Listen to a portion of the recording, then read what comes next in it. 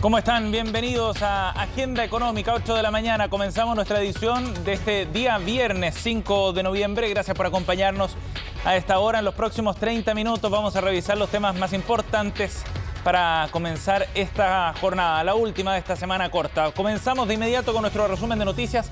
Hay mucho que revisar el día de hoy, así que vamos a ir de inmediato a adelantar algunos de estos temas. Partiremos revisando detalles de la encuesta de percepción de negocios que realiza el Banco Central. Es un informe que entrega 4 veces al año, donde a través de encuestas anónimas realizadas por distintos gerentes de empresas a nivel nacional, son más de 700 respuestas las que ha recibido el Banco Central, permite tener un termómetro y percepciones cualitativas además respecto a la marcha de los negocios en distintos ámbitos. Y hay un 70% de los encuestados que dice que no tiene planes de inversión para el año 2022. La razón, fundamentalmente, la incertidumbre económica y política. Describe además muy bien este informe que el rendimiento de los negocios se ha mantenido relativamente estable respecto a la encuesta previa a mediados de año y que además hay presiones importantes y amenazas para la marcha de los negocios, entre ellas alzas de costos, escasa oferta de trabajo también o demanda de trabajo, y de esa manera entonces hay algunas interrupciones que podrían generar sombras para distintos rubros a nivel nacional en los próximos meses. Ya les contaremos más detalles de este informe en unos instantes. También vamos a estar revisando detalles de la discusión que se está dando en el Congreso para este proyecto que busca adelantar el cierre del comercio, del gran comercio en particular, hasta las 7 de la tarde. Es una iniciativa que han empujado fundamentalmente los trabajadores del sector del retail y avanza el proyecto que ya fue aprobado en su idea en legislar, eso sí, en la Comisión de Trabajo del Senado. El proyecto, que tiene evidentemente respaldo desde el mundo de los trabajadores, no cuenta, eso sí, con el mismo respaldo de parte de los gremios y tampoco de algunos clientes que ven con preocupación estos cambios de horario. Les mostraremos también parte del debate que se está dando en esta materia.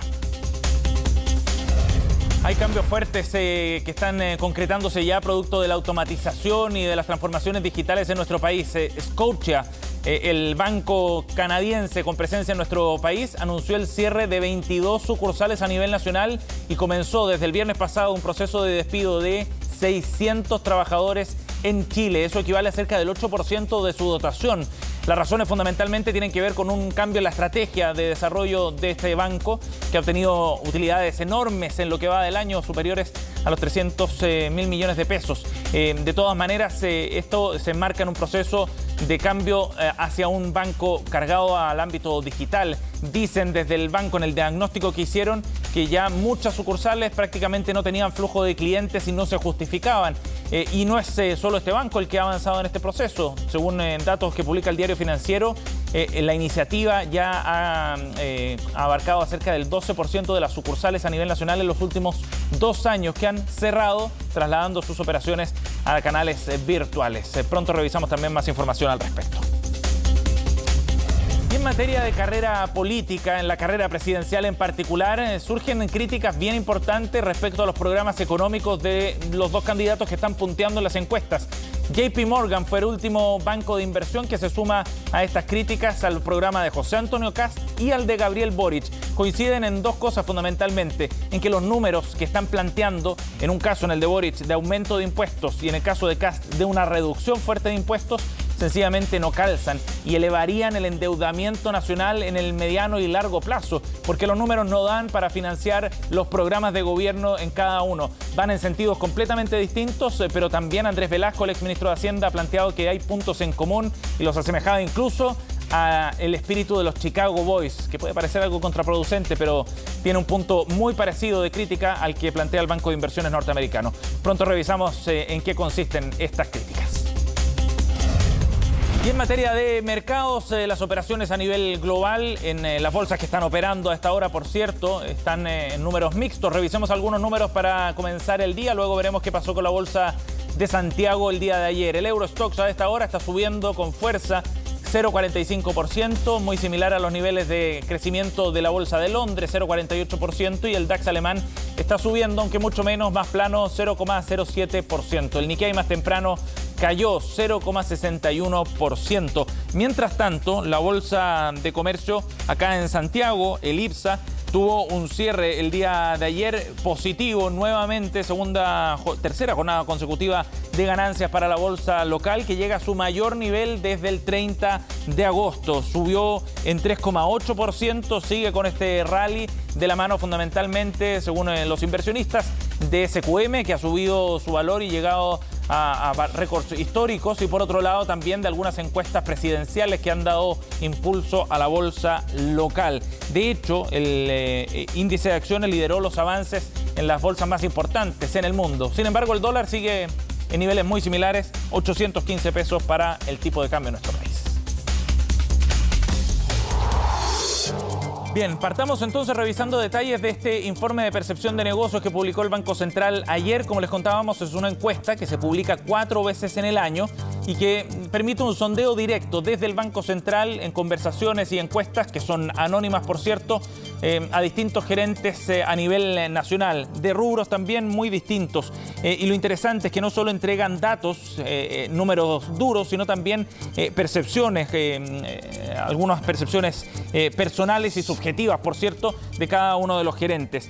Lo que revela este informe fundamentalmente, de acuerdo a esta encuesta, es que el 70% de las empresas en nuestro país no tiene planes de inversión para el año 2022. Y este es uno de los datos más preocupantes porque cambia drásticamente respecto al 50% que sí pensaba invertir en el 2022, según este mismo informe del mes de enero. Es decir, en 10 meses el informe cambia completamente y las proyecciones son muy distintas. Fundamentalmente, lo que dicen estos gerentes es que hay mucha incertidumbre a nivel económico y también a nivel político que han frenado sus proyecciones de inversión.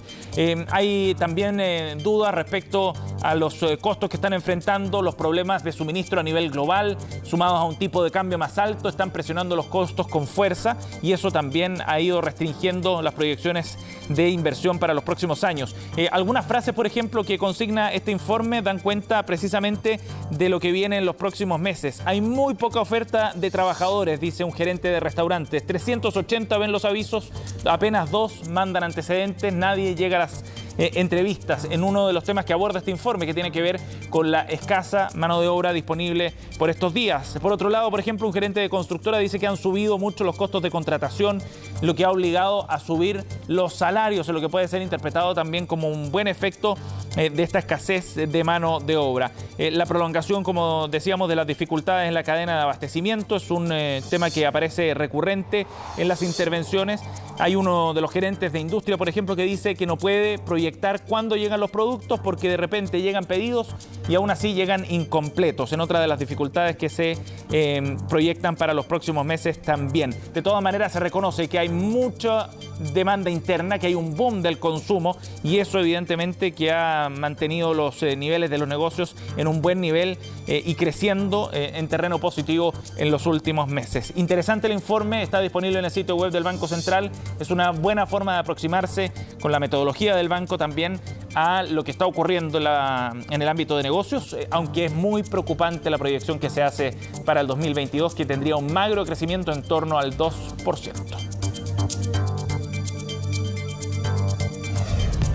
8,8. Esta semana comenzó la serie de entrevistas aquí en Agenda Económica con los distintos encargados del área económica de los programas de los candidatos presidenciales. Ayer fue el turno de Patricio Rojas, quien está a cargo del área económica de Sebastián Sichel, y pudimos conversar con él para profundizar en algunas de las medidas más importantes que hemos resumido en la siguiente gráfica. Estas son algunas de las propuestas que plantea el programa de Sebastián Sichel y que tienen que ver fundamentalmente con cambios en materia tributaria y también con un fortalecimiento del sistema de pensiones con una pensión básica universal. Este es el detalle, por ejemplo, en una de las propuestas quizás más innovadoras del programa de Sebastián Sichel se plantea una devolución del IVA de algunos alimentos y medicamentos, fundamentalmente para familias vulnerables. Un impuesto negativo, que es una idea que permitiría aumentar la liquidez, por cierto, de las familias. En materia de diésel, se propone un impuesto gradual de 6 UTM para aumentar la recaudación por esta vía y un retiro paulatino del crédito al impuesto específico. En el royalty minero también se propone un impuesto mínimo sobre ventas o margen operacional de hasta 14%. Ya escucharemos a Patricio Rojas refiriéndose a este tema. Y para aumentar la recaudación, la meta que se plantea es subir la carga tributaria de manera gradual a través de distintos instrumentos para llegar a un 3% del PIB hacia fines de la década. en línea con lo que han planteado otros candidatos, pero en un monto menor, 3%, y en un plazo más largo también, en 10 años, a diferencia de otros candidatos que hablan de 8 años aproximadamente. Escuchemos a Patricio Rojas. En la conversación de ayer con Nicolás Paut abordaba uno de los puntos relevantes, los cambios en materia de pensiones. Insisten en mantener el sistema con la estructura que tiene hoy día, dando más libertad de elección a los trabajadores y fundamentalmente creando un pilar básico fortalecido. Escuchemos lo que dijo el economista Patricio Rojas ayer. Pensar de que la gente está de alguna manera cansada de frustraciones. No podemos seguir ofreciéndole cosas que directamente no lo vamos a poder lograr. La economía está creciendo poco, vienen años complejos, 22 y 23, por lo tanto tenemos que ser realistas y creemos nosotros que un programa que avanza hacia una pensión básica universal de ese orden, que está en la línea de la pobreza, que son 178.000 pesos, es un monto que es financiable y es factible que nosotros podamos implementarlo rápidamente en los primeros años de gobierno. ¿Por qué se llega a esos números concretos? ¿Por qué se llega? Porque el financiamiento que tiene esta política tiene un costo que es relativamente factible de poder abordar en los años iniciales del gobierno. Estamos hablando de alrededor de unos 1.800 millones de dólares anuales. Ese es uno de los puntos probablemente más importantes en materia de pensiones que plantea la candidatura de Sebastián Sichel. Ya les contaba que hay modificaciones también propuestas en materia de royalty minero. El diagnóstico fundamentalmente tiene que ver con que hoy día el esquema del impuesto específico a la minería no se aprovecha lo suficiente, aun cuando hay ciclos de precios altos. Y este es uno de los puntos relevantes también en materia tributaria, modificar el royalty minero. Lo explicó así Patricio Rojas en la conversación de ayer. Lo que estamos pensando nosotros es que el sistema actual tiene una tabla, un rango, ya que de alguna manera nunca se alcanzan las tasas más altas, porque tiene una cierta progresividad que no se alcanza, no permite de que la tasa salte, digamos, cuando el precio es relativamente alto o haya rentabilidades que son importantes. Por lo tanto, queremos hacer que esa tabla, digamos, sea mucho más accesible de poder alcanzar valores más altos cuando los precios también son más altos. 8:12. Vamos a ir a otro tema. José Antonio Kast y Gabriel Boric en distintas encuestas aparecen como los dos candidatos más fuertes en esta carrera presidencial y protagonistas además de una eventual segunda vuelta. Pues bien, ellos fueron el foco de las críticas planteadas por el banco de inversión JP Morgan sobre sus programas económicos. En una crítica que se empieza a repetir y se escucha en distintos sectores, además también la deslizó Andrés Velasco, el ex superintendente Álvaro Clark, entre otros. Y tiene que ver fundamentalmente con los desajustes en términos de recaudación fiscal y de endeudamiento del país en el largo plazo, aunque por razones muy distintas. En el caso de Boric, por un aumento de impuestos; en el caso de Kast, por una reducción muy fuerte también de ellos. Lo que plantea el banco tiene que ver fundamentalmente con una elevada incertidumbre en el escenario macroeconómico que se avecina para Chile, sobre los planes de inversión y sobre la prima crediticia, dice esta nota que fue enviado a algunos clientes. La narrativa incorporada en sus programas, dice el banco, parece estar fuera de los actuales desafíos macrofinancieros que enfrenta el país. Fue lo que escribió el economista Diego Pereira, según relata el diario El Mercurio en su edición de hoy. Hay dos agendas radicalmente diferentes que van a impulsar la deuda del sector público. El escenario más probable es que superará el 50% del PIB hacia el 2027, es lo que plantea JP Morgan. Como les decíamos, por agendas muy distintas. En el caso de Boric, por un aumento de impuestos que podría frenar la inversión, y por otro lado, en el caso de Kast, por una reducción de impuestos también que podría hacer insostenible los niveles de gasto y generar más déficit en los próximos años. Crítica que también planteó el exministro de Hacienda, Andrés Velasco, ayer en conversación con Pauta y con EMOL. Planteaba que ambos parecían muy cercanos a los Chicago Boys en términos fundamentalmente de la idea de apretar un botón, decía, y con eso generar cambios inmediatos que no van a resultar. Son números fantasiosos, decía el exministro de Hacienda en su crítica. 8:14, les contábamos en nuestros titulares que avanza el proyecto para poder generar un cierre obligado del gran sector del comercio, del gran retail, a las 19 horas. Es una iniciativa que han impulsado los propios trabajadores del sector y que ya fue aprobado en su idea de legislar en la Comisión de Trabajo. Es el primer trámite legislativo. Sin embargo, el proyecto también genera críticas. En la siguiente nota revisamos en qué está el trámite del proyecto. Así, cortinas abajo, candados, todo cerrado en el gran comercio a las 7 de la tarde. ¿Le parece a usted una buena idea? La oficina tiene un horario de 9 a 7 de la tarde. ¿A qué hora van a comprar? Si lo vemos por la parte de los trabajadores, sí que sería un alivio para ellos. No me gusta mucho, es muy temprano. Pienso que yo salgo al trabajo a las 6:30. Corazones divididos en la calle ante estos letreros que podrían decir adiós, pero lo cierto es que el proyecto de cierre anticipado del Gran Comercio a las 19 horas comenzó su tramitación en el Senado. La Comisión de Trabajo aprobó la idea de legislar la iniciativa. Vamos a darnos un plazo hasta fin de mes para trabajar en indicaciones que puedan abordar no solo el cierre anticipado del Gran Comercio, sino también algunas materias de jornada. Primer paso en el Congreso con 3 votos a favor y 1 en contra. Esta iniciativa deja afuera a restaurantes, cines, locales de barrio, bencineras, pymes y farmacias de turno. Esto está concentrado en el comercio, el gran comercio, las grandes multitiendas, los malls y los grandes supermercados. No hay nada peor que pensar que todo el comercio de un país debe tener las mismas reglas. Yo siento que hay que reconocer realidades regionales. Los trabajadores argumentan que apelan a razones humanitarias, los peligros que corren al salir de noche, la escasa vida familiar y a cambios de hábitos de los consumidores. Hoy día están las ventas online que se han incrementado sustancialmente. La gente de alguna manera también se adaptó a ese nuevo formato de compra. Por lo tanto, hoy día no vemos impedimento para que este proyecto avance en el cierre del comercio a las 19 horas. Y de alguna manera eso está resuelto. Hoy día se resolvió el año pasado como lo hizo la gente. Claro, porque pronto, si es que ya no comenzaron, vendrán las compras navideñas. La iniciativa legislativa no genera consenso. Esta noticia nos cae como un balde de agua fría para nuestro sector, el que aún debe recuperar 84.000 empleos formales, a los que se suma que esta normativa podría afectar también la contratación de trabajadores, ya que menos horas podría implicar menos turnos. Creo que ha hecho bien la presidenta de la Comisión de Trabajo, la senadora Goy, de constituir una mesa en que vamos a sentarnos el gobierno, los parlamentarios, los asesores y el comercio en general. Mesa de trabajo que según la Cámara de Comercio llega tarde. Con todo, la discusión ya está abierta, solo falta ver cómo avanza su tramitación en el Congreso y saber si estas cortinas cerrarán mucho antes.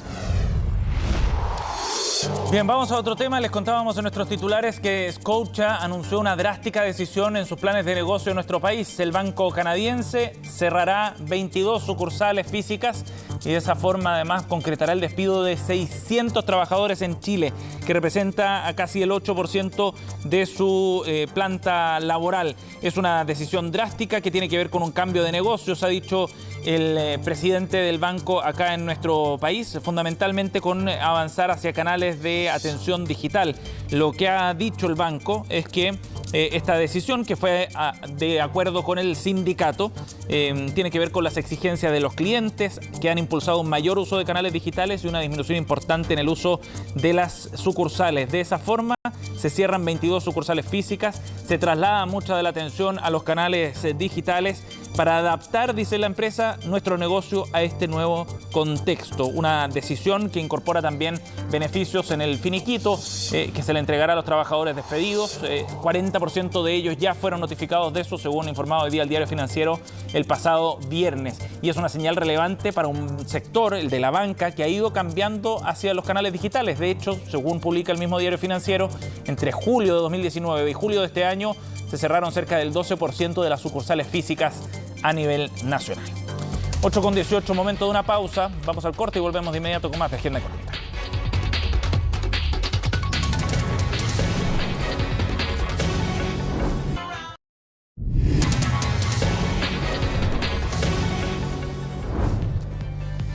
Con 22, ya estamos de vuelta aquí en Agenda Económica para analizar detalles de las negociaciones que están en desarrollo en la COP26.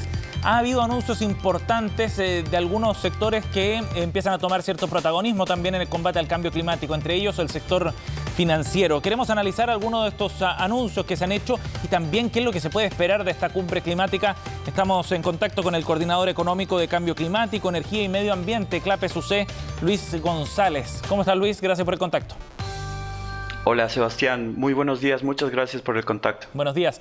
Luis, bueno, esta semana conocimos como uno de los principales anuncios en materia de participación de actores financieros, económicos directamente, el acuerdo de bancos de inversión y actores del sistema financiero para inyectar cerca de 130 billones, es decir, millones de dólares para las próximas décadas. Y básicamente lo que hace es cambiar el foco de la forma en la que este sector estaba enfrentando el tema del cambio climático. ¿Qué tan importante es este anuncio? ¿Cómo lo dimensionamos y cuán sincero es también en términos del impacto que pueda generar? Mira, Sebastián, evidentemente es una magnitud realmente considerable. Para que la gente tenga una noción, son 12 ceros, son 130 trillones en inglés, como tú bien decías, millones de millones, es mucho dinero. Y son más de 450 instituciones en 45 países, o sea, parece que realmente todo el sistema financiero está como dispuesto a esto. Ajá. ¿Cuál es la importancia? La importancia es que el dinero está ahí, el problema ahora es la implementación. Y ahí creo que desde nuestra perspectiva, desde la evidencia que hemos visto en Chile, hay muchas cosas que podríamos inferir por dónde se pueden canalizar. Ajá. ¿De qué forma podrían ir respondiendo el sector o cómo esto podría generar cambios efectivos, Luis? Mira, por el lado de los gobiernos, se está implementando instrumentos financieros como por ejemplo los bonos verdes, los bonos sociales. Estoy hablando de deuda soberana. Por ejemplo, Chile tiene un 25% del total de su deuda acomodada en este tipo de deuda etiquetada. Y el mundo se está moviendo en esa dirección, especialmente los gobiernos. Están utilizando esos requerimientos de financiamiento a través de estas etiquetamiento de, digamos, de estos instrumentos. Ajá. Por el lado del mundo corporativo también emiten deuda y este dinero puede ir a nutrir esas demandas hacia adelante. Otro aspecto importante es que los criterios de inversión también están empezando a pesar mucho. Además del anuncio de estos 130 trillones, Inglaterra ha mencionado que va a ser el primer hub financiero net zero, o sea, carbono neutral. Ajá. Luis, a tu juicio, esta palanca, la del sistema financiero, ¿es clave para hacer esta transición hacia un sistema productivo más amigable, digamos, o compatible con las metas que nos estamos planteando para enfrentar el cambio climático? En definitiva, el que pone el dinero, digamos, sobre la mesa, pone las reglas también, ¿no? Sí, creo que ese es un muy buen punto. En la literatura hay una incertidumbre no menor, y es justamente al que tú hacías alusión a un principio, que es si es que esto es simplemente marketing, si es que esto es, digamos, anuncios muy pomposos, o si es que efectivamente se va a materializar con proyectos que sean medibles, verificables, ¿no es cierto?, y que generen el impacto deseado. ¿Y qué crees tú, Luis? En el principal desafío en esta temática se ha denominado la taxonomía. ¿Qué se entiende por proyectos verdes? ¿Qué se entiende por proyectos no verdes? Ajá. Y en eso se ha avanzado mucho. Otra vez, volviendo a la acción de los gobiernos y de las emisiones soberanas, se han creado marcos de referencia donde se establecen cuáles son los gastos en distintos proyectos que son susceptibles de financiamiento y aquellos que no. Entre esos, algunos ejemplos son todos aquellos relacionados con combustibles fósiles están prohibidos o no están permitidos, inclusive aquellos que son intermedios para el consumo de combustibles fósiles. Si construimos un tren eléctrico, por más que sea eléctrico, pero si transporta carbón de un punto a otro, no es susceptible.